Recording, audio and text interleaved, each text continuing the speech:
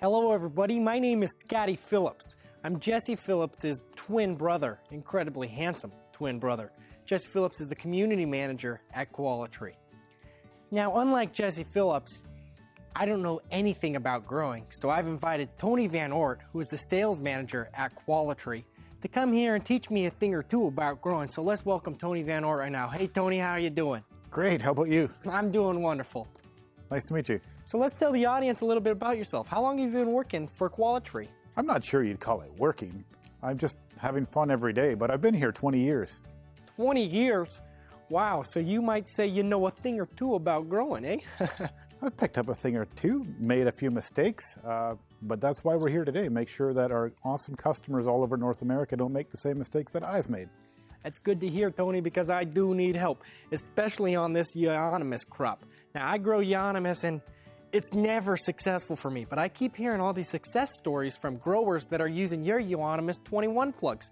Can you tell me and the audience a little bit about your 21 plugs and how they're so successful? Happy to. First of all, they're clean. We start with the rice hulls right after propagation to keep the surface of the plug dry so it's not wicking moisture up to the leaves and giving the potential for foliar diseases to get started. So in addition to the rice hulls, what's important is that this product is probably grown a little longer than most people's 21 plugs. And the reason for that is we want to take cuttings from cuttings. So this plug is a full year old. We trim it multiple times as it starts to grow. Going into the winter, it's trimmed fairly short because we don't want diseases to spread in the leaves. But as spring comes around, probably about February, we'll wake these babies up and get them growing vegetatively, as you can see here. You see all the cutting material at the top? We use this fresh cutting material from 21 plugs for our baby material for next year. The reason is this product is clean. No anthracnose or other foliar diseases that are common to Euonymus from plants that kick around in greenhouses and cold frames waiting to be potted up the following year or use this cutting material. Well, that's wonderful news, Tony. These are beautiful plugs, and let me tell you a secret. My Euonymus plugs, they're kind of thin and really skimpy. These are so full and beautiful and multi-branch. How do you get them like this, Tony?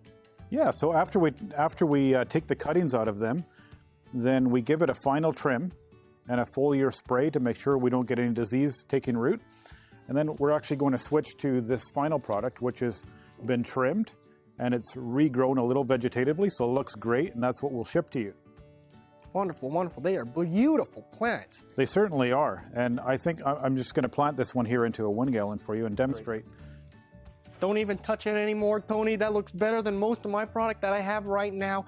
And it's just a plug. That is gorgeous. Yes, I think any grower would agree that this is going to hands down finish a 1 gallon for next year. Kind of a neat story I'd like to share with you is that we've had some growers who have taken plugs a little earlier in the season, planted them up and grown them for 2-3 months and sold them into their customer stores that same season. So that's wonderful. I could do that as well. With that plug, it's just gorgeous, Tony. So now that you show me the 1 gallon, that's pretty easy. But can you do anything with a 5 gallon?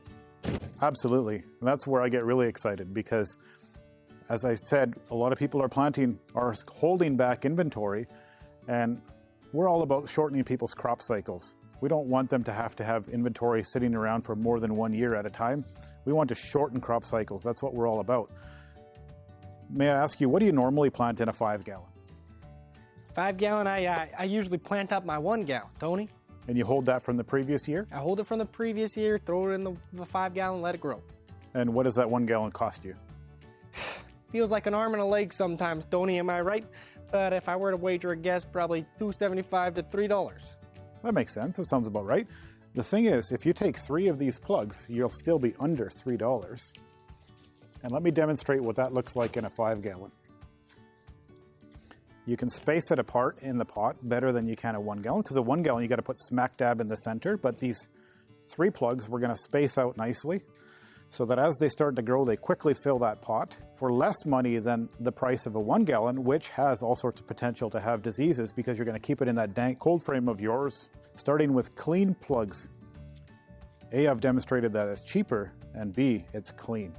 That sounds like money in my pockets, Tony. So we got the 5 gallon, you got 3 in there. So for the 2 gallon, are you throwing 2 plugs in here? How are you finishing up a 2 gallon? A 2 gallon, no need for 2 plugs. A 2 gallon will easily finish in a season.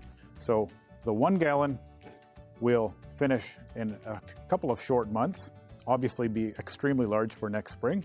2 gallon finishes easily in 1 season. A 3 gallon from 2 plugs finishes in 1 season. A 5 gallon from 3 plugs, still for cheaper than the cost of your 1 gallon that you're using today. That's amazing, Tony. These plants look beautiful. I know for a fact I could sell them because they're going to grow to be beautiful, beautiful crops.